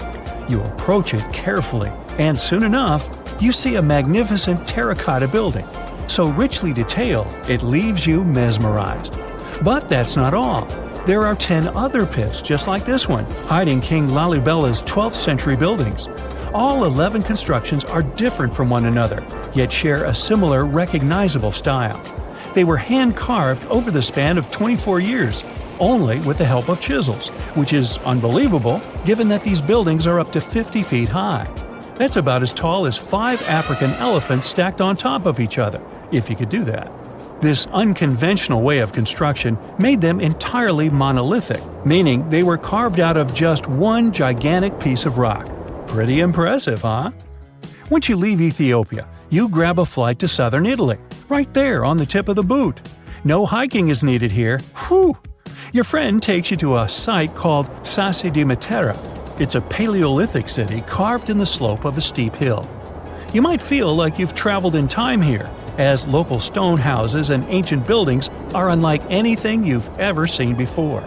The site, also known as De Sassi, is suspected to be one of the first human settlements in Italy, dating back to over 9,000 years ago. Wandering around the town, you might get invited inside one of the cave-like houses. Oh, and as weird as it may sound, some of the streets run on top of people's homes.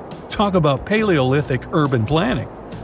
You're probably becoming an expert on rock-cut architecture by now, but there are still a few sites left on your list. Next off, you head to Slovenia to visit the world's largest cave castle. This medieval castle was built on top of a 400-foot-high cliff and was designed to be impenetrable. Luckily for you, security is much more relaxed today. Still, if you're looking for a more challenging and less touristy way inside, you can get into the castle through one of its many underground tunnels. They were built over 800 years ago for the owner of the castle. He needed secret passageways to sneak supplies. Today, Pajama Castle is both enchanting and mysterious. I'd say it depends on whether it's a warm sunny day or a cold stormy night. After this medieval experience, you head on to visit Petra, a magnificent Jordanian monument found in the middle of the desert. To get around here, you'll need a large supply of water and sunscreen because it's going to get hot. But this site is worth it. The city of Petra is a marvel of the ancient world. Back in the 4th century BCE, this region was a trading hub at the crossroads of commercial routes. Petra was a wealthy city, home to the Nabateans, an Arab Bedouin tribe that thrived in the region for many years. The rock-carved gate-like structure Petra is famous for is called the Pharaoh's Treasure. It stands at the main entrance to the site and is said to have a treasure hidden inside. You might feel tempted to check it out for yourself, but that's an adventure for another trip. For now, you hop on another plane ride, this time to the Americas. First, you visit the USA, more specifically, the mountainous state of Colorado. You make your way to Mesa Verde National Park. There, in between the greenery and abundant vegetation, you'll find over 600 dwellings built in the cave beneath the cliff, carved deep into the mountainside. This ancient village is now considered a heritage site. The local Puebloan tribe built it back in the 1190s. One of its main buildings is called the Cliff Palace. It's a multi-story construction built from sandstone and mud mortar. The palace alone housed over 150 rooms. If you're feeling sporty, you might want to visit the balcony house. To get there, you'll have to climb a 32-foot ladder. You'll get to see a mid-sized village of 38 rooms, including 2 kivas. Those are traditional chambers that were built by the Puebloans for ceremonial purposes. Still, in the U.S., you make your way to the hills of South Dakota.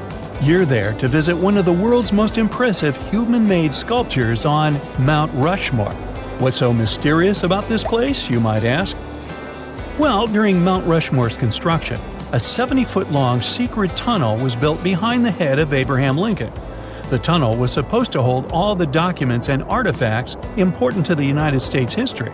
After the designers thought it through, they decided it was better to hide them in a safe box in the floor of the tunnel. The box holds the history of how Mount Rushmore came to be carved, as well as a brief history of the U.S. and the 4 presidents depicted on the mountain. Amazing, right? Now, you're headed down to Machu Picchu, a South American site hidden between the Peruvian mountains. Machu Picchu itself is already a mystery. Researchers still don't know why or even how the ancient Incan civilization managed to engineer the stone-built citadel all the way back in 1450 CE. To get there, you must endure a 3-day hike, reaching the impressive altitude of 8,000 feet above sea level. Or you can get a train, but that's no fun, right? You're here to check on a relatively new discovery. Back in 2010, French engineer David Crespi was taking measurements of the Inca ruins when he noticed a door he had never seen before. It was sealed off by stones.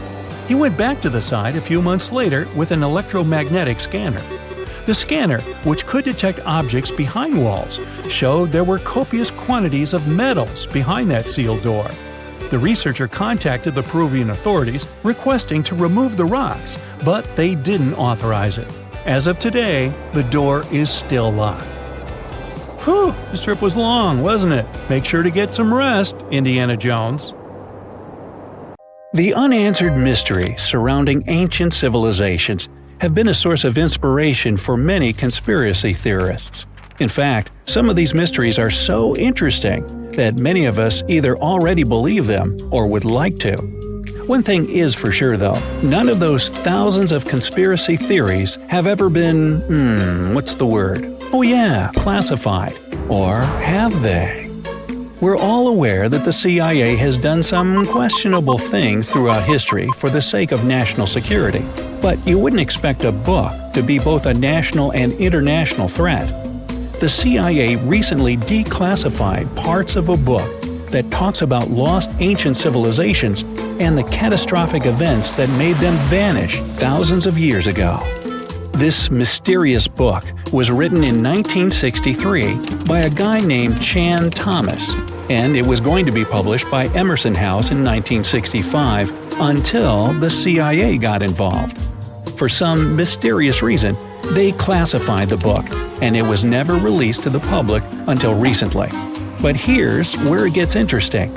The book was declassified in 2013 due to the Freedom of Information Act, but it wasn't released to the public until 2016. And what was released truly raises a few questions. The original version of this document was 284 pages long, but the PDF essay that was released was heavily censored, with just 57 pages, which makes it 1/5 of the whole document. The pages were edited before they were released to the public in such a way that you wouldn't even notice that the other pages were missing. Now, no one really knows why this book was classified in the first place, but it has some interesting content from what I've gathered. The author of the book had quite the imagination and a huge love for ancient civilizations. And even though what he had to say is very thought-provoking, some of it is just bizarre. He believes that our planet is locked into a never-ending cycle of pole shifts and Earth crust displacements that are responsible for the mass extinctions of many civilizations which existed more than 6,000 years ago, even before the Sumerians. He believed that these events caused more damage to the Earth than meteors, and he bases this theory on a few artifacts that exist around the world but weren't really noticed until recently. But I'll get into that in a bit. Those mass extinctions that the book talks about include the end of the Ice Age, when huge 2-mile-thick ice sheets disappeared from northern Europe, Northern America, and Canada, and caused 100 species to go extinct. And here's how the author illustrates his hypothesis. He believes that there was a geomagnetic pole shift which caused catastrophic changes to both the atmosphere and the Earth's crust, resulting in the extinction of many civilizations over time. Now, even though the geomagnetic pole shift is a real thing, it doesn't just happen overnight. It happens really slowly, only about every few 100,000 years, according to scientists. But it's a bit more complicated than it sounds. It is a well-known fact that the North Pole is somewhere above Alaska, and the South Pole is close to the middle of Antarctica. Now, these are the geographic poles, and they'll always be north and south. However, the Earth's magnetic poles flipped a few 100,000 years ago. So if you had a compass, let's say 700,000 years ago, it would instead point south and show you the Antarctic. But the author of the book has a different theory. He believed that the flip of the north and south magnetic poles doesn't happen every few 100,000 years, but every 12,000 years, and that this flip occurs in just a few hours, causing a catastrophic apocalypse. He thinks this happens as a result of an explosion inside the Earth's core. This explosion causes the magnetic poles to flip, but it also causes the Earth's crust to move. According to the book, due to these catastrophic events, a lot of the Earth's continents that were submerged underwater rose above sea level in just a few hours. Now, here's where it gets interesting. The author also states that the Peruvian Andes were beneath the ocean before the last pole shift. And even though it seems far-fetched, since the Andes are approximately 22,000 feet above sea level, there was evidence to support that claim in the late 80s. Scientists found whale bones and fossils that are said to be millions of years old on top of the Andes and the Himalayan mountains. It's also suggested in the book that the deep freeze the Earth went through during the Younger Dryas event caused the Gulf Stream to be disrupted, and he points to some interesting evidence to support that theory. Frozen mammoths were found trapped in blocks of ice with food still in their mouths. Now, this is a true mystery, because freezing cold weather is in their nature, and they were among the few animals that could truly survive in the Ice Age. So, what could have caused them to freeze so quickly? Kinda makes you go, doesn't it? The document describes the Great Pyramid of Giza as a true enigma as well. The Pyramid of Giza is made out of 2.5 million stone blocks that are placed on top of each other with great precision. It's close to 750 feet wide and more than 450 feet high. To this day, we're still not able to explain how it was constructed, and it's quite difficult to understand the internal design as well. On the inside, the pyramid has no similarities to the other pyramids, and, despite popular belief, there were no mummies found in any of them. If you think that's a bit weird, wait for the next one. There are absolutely no hieroglyphs found in any of the pyramids, and that goes both ways. What do I mean? There are also no pyramids, or anything that resembles a pyramid, in any hieroglyphs either. Mr. Thomas believes that the pyramids were created hundreds of thousands of years before the Egyptians by a civilization that went extinct. Speaking of civilizations, in his book he even mentions the Greeks. He claims that in Greece, there was another ancient race of people that went extinct as well. He claims they were extremely tall with blue eyes and blonde hair, and had access to advanced technology that the Greeks couldn't have known about in their prime. Now, before we drift too far away from the stone blocks, let's talk about another mystery, the temple in Baalbek, Lebanon, and its ginormous foundation blocks. Those stones, which make up the Hierapolis, were also used for the temple in Rome. The foundations of the temples are made of 900-ton trilithon stones, and according to the author, this is proof that there must have been a lost ancient civilization with advanced technology. Now, most archaeologists claim that those stones were made by the Romans. However, there's no evidence to support that.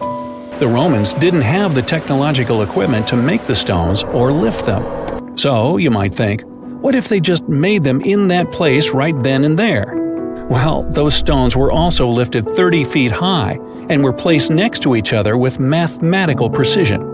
And let's not forget about the blocks on top of the Hierapolis in Lebanon, which weigh about 800 tons each. But wait till you hear the next one. The Romans don't even credit themselves for these stones.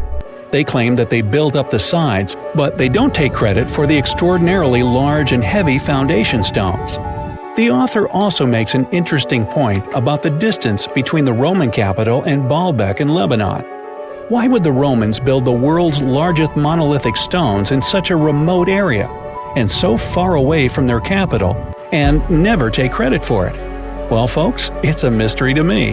Now, let's move on to the most intriguing enigma, Easter Island, which is located in the middle of the Pacific Ocean, or nowhere if you will. The author questions how people found it or even settled in such a remote island that long ago. One of the signifiers of Easter Island are the Moai statues, and the mystery surrounding who they depict and why. What's an even bigger question is how they were created, moved, and positioned in the places they were found.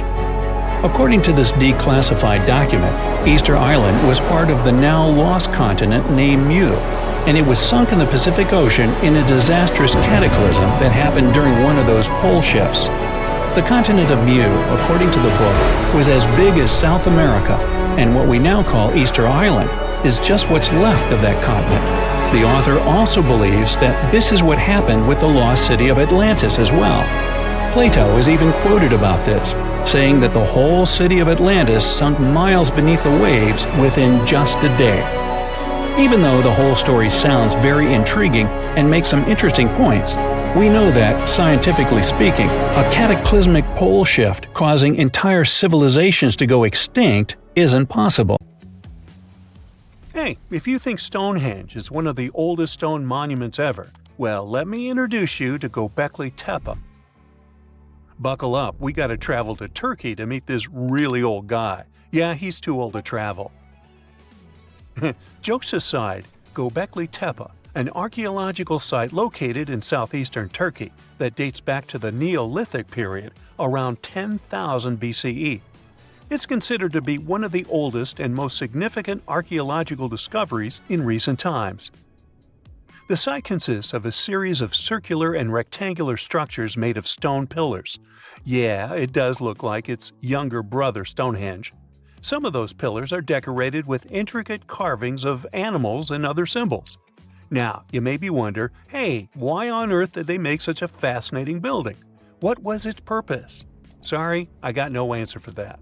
The purpose of the site is still unknown, but it is believed to have been a ceremonial center for the ancient people who lived in the area. The discovery of Göbekli Tepe has challenged long-held beliefs about the development of human civilization, as it suggests that complex societies may have emerged much earlier than previously thought. Okay, pack your stuff, our travel's just started. Next destination, Masada.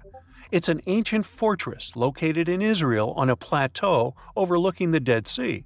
Hey, look at that view, spectacular, huh? It was built by King Herod the Great in the 1st century BCE, and it was very smartly built. Within the fortress, there were various facilities such as storehouses, barracks, a palace, and a set of cisterns capable of holding approximately 40,000 cubic meters of rainwater.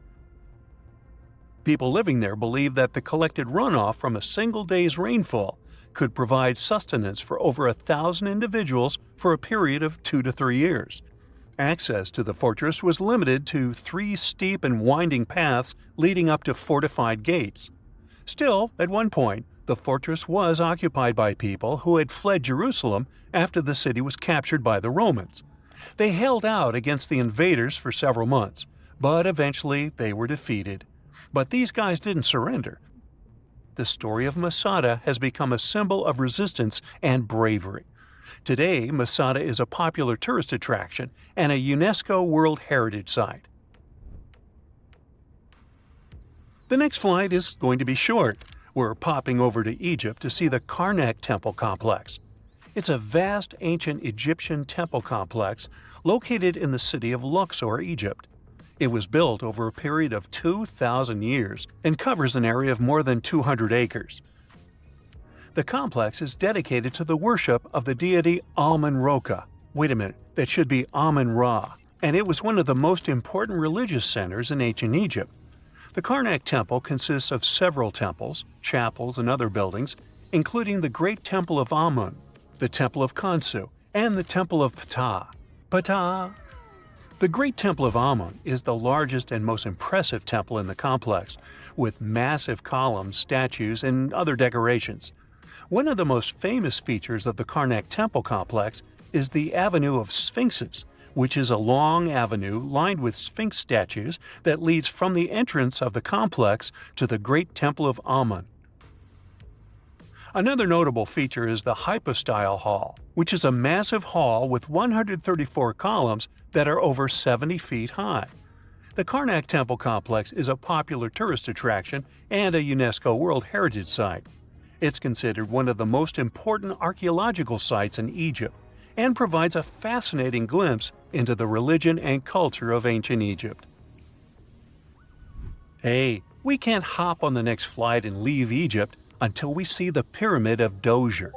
It has another name, by the way. It's also known as the Step Pyramid.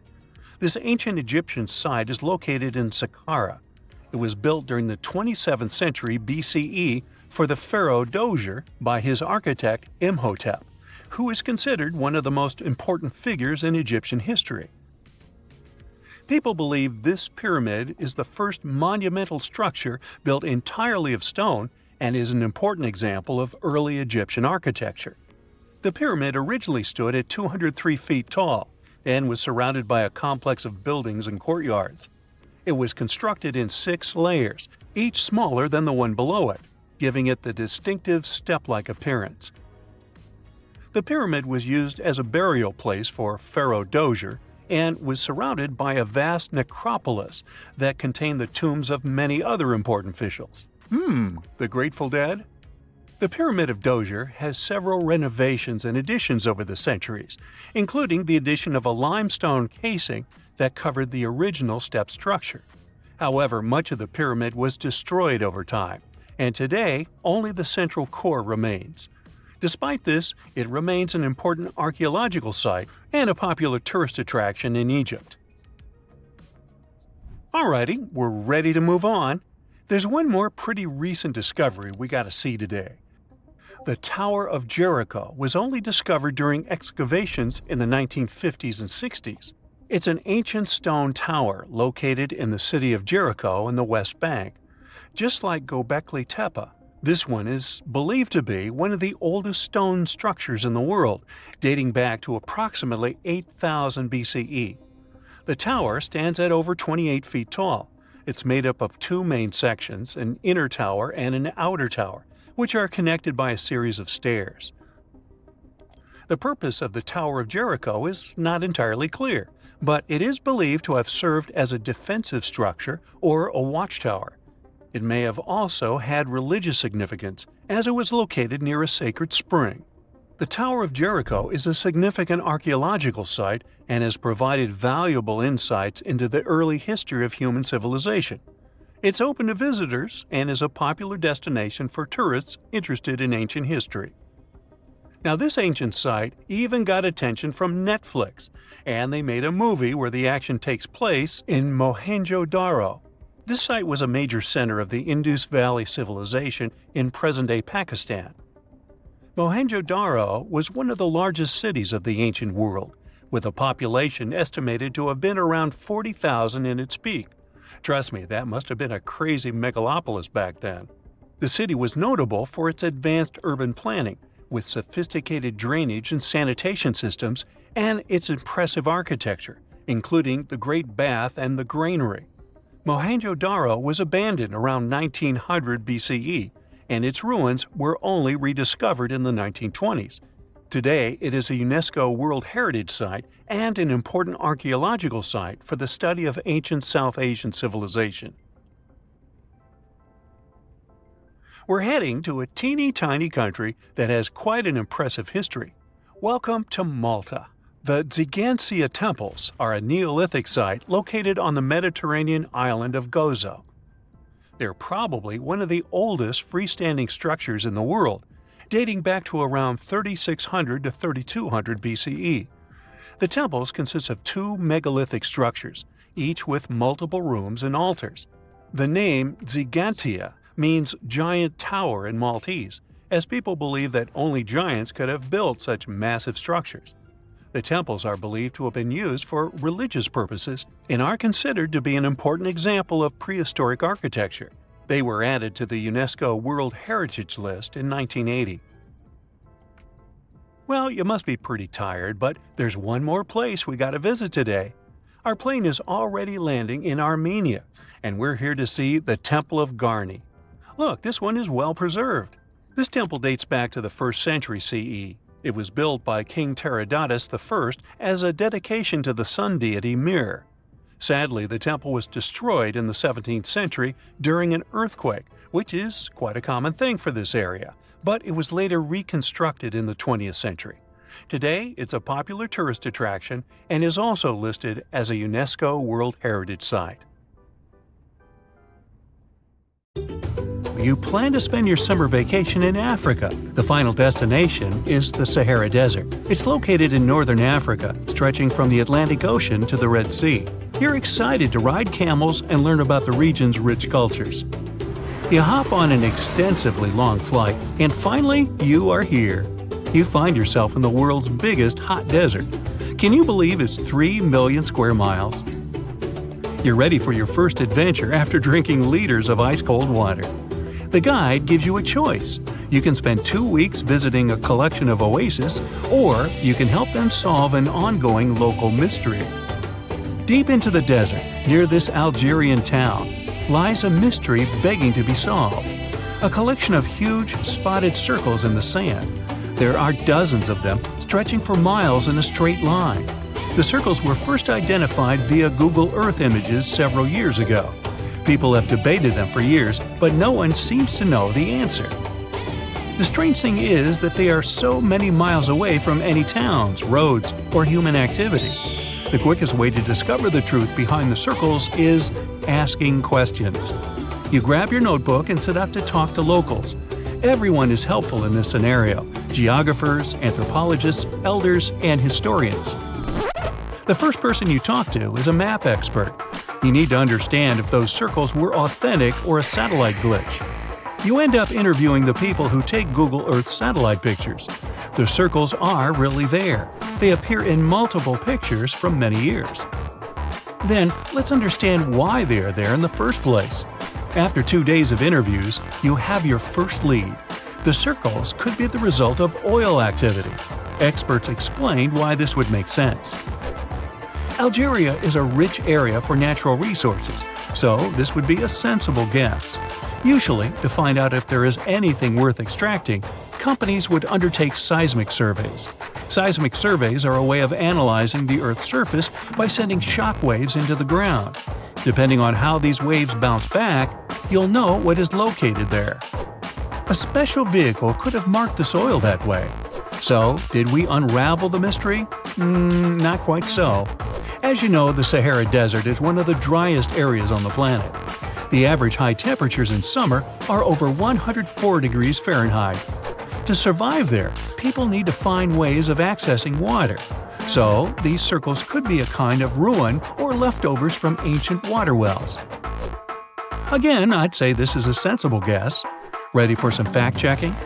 Some anthropologists agree that these circles could be ancient fogueras. Foguera is the name of a 2,500-year-old style of irrigation system, usually found in northern Africa. It is also known as a qanat in other places in northern Africa. Locals would dig a deep well at an elevated point, deep enough to tap into underground water. They would then dig parallel shafts at regular distances. Then they would dig an underground channel that connected the city to the well. Solely with the help of gravity, water would run from the well to the city. This traditional technology provided water for crops, livestock, and humans. Now, let's say these wells made human-made oases possible. Even the closest municipality name was an indication that this could be true. The name Fogueret Essaouira is actually named after Fogueras, these ancient wells. Now, this lead was proving to be very accurate. You decide to travel over there to see for yourself. You take a local bus, sit back, and enjoy the ride. The landscape in northern Algeria is filled with ancient-looking towns. You even see ruins of wells along the way, on the outskirts of smaller cities. Opening Google's satellite images, you can see the qanat's markings on the ground, a series of holes running down several miles. But as soon as you arrive, you find out you were wrong. Dale Lightfoot, one of the world's leading experts on qanats, said that the circles were definitely not qanats. Even the satellite images confirm this difference. Uh-oh, we were so close. Apparently, qanats or fogueras would not run down a straight line. They wouldn't be shaped like circles. Another clue that this wasn't the case was that there were no towns at the end. The circles were really far away from any human activity, and qanats were explicitly built to provide water for human settlements. Well, it sure was a good try. You almost gave up on this mystery when you decided to take one more field trip. It was days of preparation, pick up cars, food, equipment, all so that the mystery of the Sahara Circles could be unraveled. On the first day, you drove over 99 miles into the desert. You were always curious to see what this part of the world looked like. Over there, you see nothing but mustard yellow dunes. The night sky is pretty decent though. You can see the entire Milky Way with your own eyes. You set up camp and sleep under a canopy of stars. The next day, tension grows. There's no cell reception. Oh dear. But thankfully, you added the coordinates of the circles to your Google map. And surprise, the offline mode works out there. You follow the coordinates, but it leads you astray. You start to get nervous, thinking this was all in vain. But you and the team get into the car and drive a few more miles past the coordinates on your phone. After a very bumpy ride, you can't believe your eyes. There it is, an enormous crater dug on the sand, surrounded by 12 smaller holes. From up high, it looks like a clock, without the pointers, of course.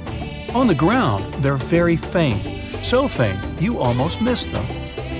Searching the area, you notice all the holes had something similar, metal wires, thin wires that you can pull from the ground. They're buried deep, so you start digging. An object starts to reveal itself. Uh-oh, it looks like old dynamite. This certainly surprises you. Better stop digging to avoid any accidents. At the end of the survey, you feel satisfied, but still curious. What could all this dynamite mean? And who put it there? What comes next is the turning point of your adventure. Walking back to the car, you see something shining on the ground. You approach the item with curiosity. It's round and rusty, and looks like a sardine can? What's that doing here? Could this give you more clues about the circle's mystery? Just in case, you pick it up and put it in the car. Back in the city, the puzzle pieces start to reveal the story behind the Sahara circles. You bring photos and the sardine can and show them to local experts. They analyze your material and give you an intriguing verdict. As it turns out, guess number 1 was the closest one to the truth. So, what happened to the first guess? Why do we need to keep digging deeper? Well, because it was only half right. The Sahara circles are not a historical footprint of seismic surveying. Back when the circles were made, this technology didn't even exist. But they sure are related to oil exploration. The dynamite-filled holes were an old method for oil searching. The circles are the leftovers of surveyors looking for resources underground. And the sardine cans? Well, they were left by the workers who held explosion works. You gotta eat, right? According to the model of the can, this happened more or less around the 1950s and 1960s. So these circles aren't even that ancient. More like modern ones, if you ask me. Well. Hope you are glad you tagged along and helped unravel this mystery. See you in the next mystery-solving adventure. We're in the Caribbean, and these are the Taino people. Scientists have long believed that they were the first inhabitants of the Greater Antilles, and those people were roaming the Isles long before Columbus discovered this place. However, a recent discovery showed that there were some other peoples living there. These guys are called the Archaic people, and they are now known for being good at using stone tools. They've used a whole bunch of polished tools, such as hammers, axes, and whatsoever. We still haven't found out how they managed to invent and produce all those tools without special equipment. Scientists are now looking for a sort of necropolis, or a similar archaeological site, to find out more about these people. Another curious settlement was found a couple of years ago, not far away from Florida. This one is pre-Columbian too, but it seems that the dwellers there were more into fashion than crafting using stone tools. The scientists discovered a complex of 37 oyster shell rings. There were many households with these rings, and the locals would produce beads from the shells of marine creatures. By the way, long ago, beads weren't intended only for fashion, but they were also an important social instrument. People would sew them on their clothes to manifest their power or wealth. Sometimes archaeologists manage to discover whole cities. This is exactly what Eleni Korka, an archaeologist from Greece, did. She found the lost city of Tania back in 2018. It wasn't a lucky coincidence. The whole search took as much as 34 years. By the way, Tania was even considered a mythical city. The city of Tania was a Trojan-founded city, and the ancient texts claimed it was incredibly wealthy. Well, seems like the texts were true. The archaeologists found around 200 coins on the site. Some jewelry was found there too. For instance, there was an iron ring with a seal. They also found a gold coin that was supposedly used to pay for a journey to the afterlife. Yeah, back then, people believed that it existed, and they needed to pay for a ticket to get there. The discovered clay, stones, and marble floors help us imagine what their dwellings looked like. And the archaeologists also found some vases there. One of the earliest examples of human-made art is located in the cave of Altamira in northern Spain.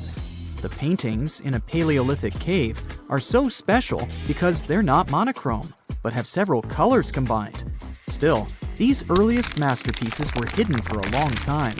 They were only discovered in 1868, and today, this cave is a UNESCO World Heritage Site. Despite how old these paintings are, they're well preserved because they've been well isolated for all this time. Since the gallery was located deep in a cave, it was almost impossible for external climatic influences to ruin these prehistoric masterpieces. We are now in England, 2009. Meet Terry Herbert, a member of the Blockwitch Research and Metal Detecting Club. One day, he was casually inspecting plowed farmland in Staffordshire with a metal detector. I guess he must have wanted to find something special, but I bet he didn't expect to find what he actually stumbled upon. He discovered something that scientists later called the largest hoard of Anglo-Saxon gold and silver metalwork ever found. There's a list of items discovered, but if I start reading it to you, it's going to take me a really long time. To make a long story short, the archaeologists found 11 pounds of gold, 3 pounds of silver, and about 3,500 pieces of jewelry. No wonder this discovery is called the Staffordshire Hoard. The Birmingham Museum and the Art Gallery and Potteries Museum chipped in and bought the entire collection for over £3 million.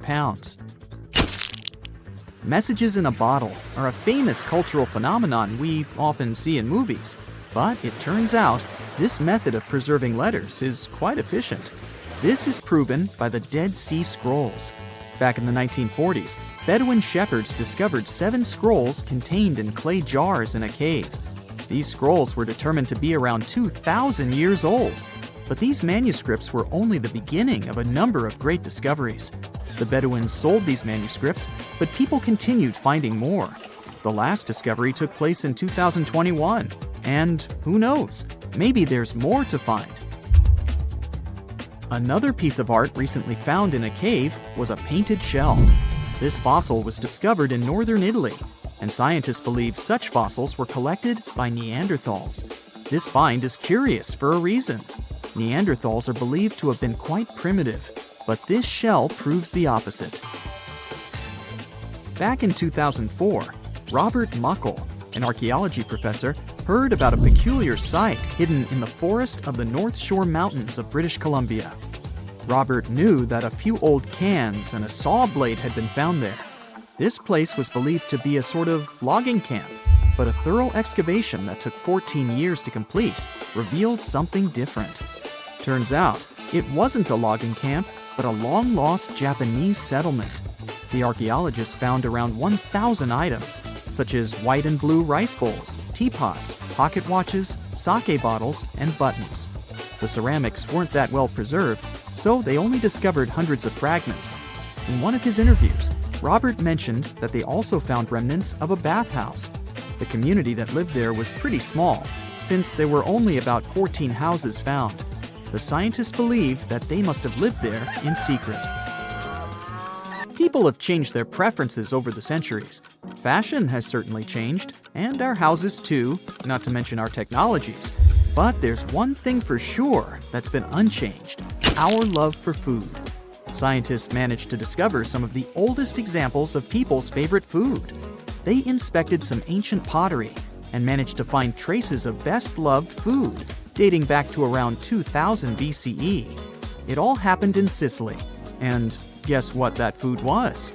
No, it wasn't pizza or pasta, but olive oil. And there's more. Researchers from Egypt discovered some lumpy substance in some ancient pottery, which turned out to be cheese. It dates back to the 13th century BCE.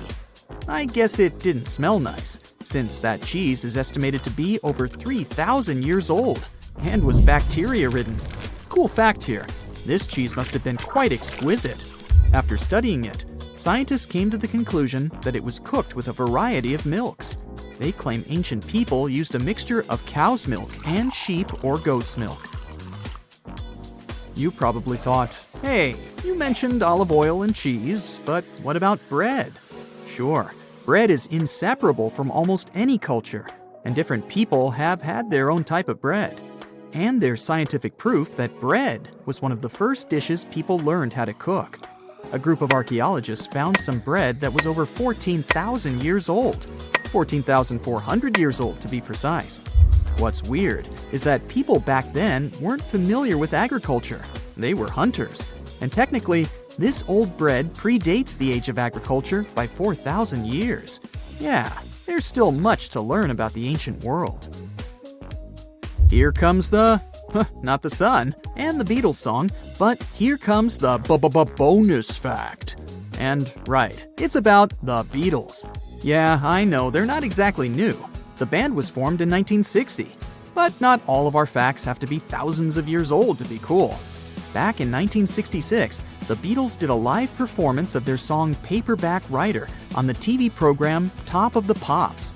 The BBC somehow didn't record the performance, and all the fans were sure it was lost. Nope, Turns out that David Chandler, a fan of the Beatles, recorded the show with his personal camera. It was long forgotten and stored in the attic for many years. The recording was rediscovered in 2019. I guess that's a pretty cool find.